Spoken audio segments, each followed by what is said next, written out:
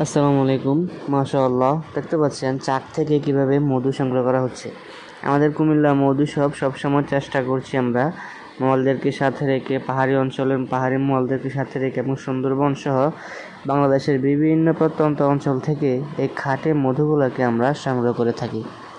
সে মধুটাকে আমরা বোতলজাত করে সুন্দরভাবে প্রসেসিং করে কুরিয়ার সার্ভিসে তাপ নিয়ন্ত্রণ করে আপনাদের বাসায় আমরা পাঠিয়ে দিই। একদম নির্ভেজালে শুধু নেবেন আর খাবেন।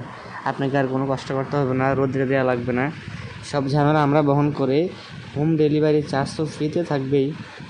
আর মধুতে এই যে রোগের নিরাময় রয়েছে সেটি সকলেই জানেন। কোরআনে কারিমে বর্ণিত হয়েছে, মধু সেবনের জন্য উৎসাহ দেওয়া হয়েছে। আর মধু হচ্ছে সকল রোগের জন্য ওষুধ, আপনারা সকলেই জানেন এটি।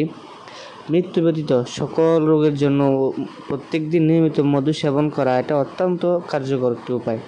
আপনি যদি আপনার শারীরিক ফিটনেস ঠিক রাখতে চান, দাম্পত্য জীবনে সুখী হতে চান এবং রোগ থেকে মুক্তি পেতে চান, তাহলে প্রত্যেক দিন আপনাকে নিয়মিত মধু সেবন করতে হবে।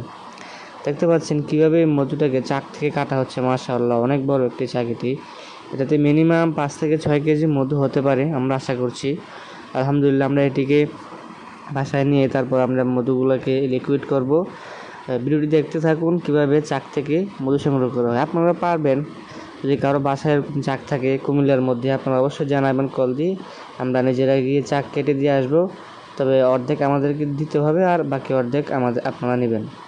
আর যারা চাক বিক্রি করতে চান অবশ্যই যোগাযোগ করবেন।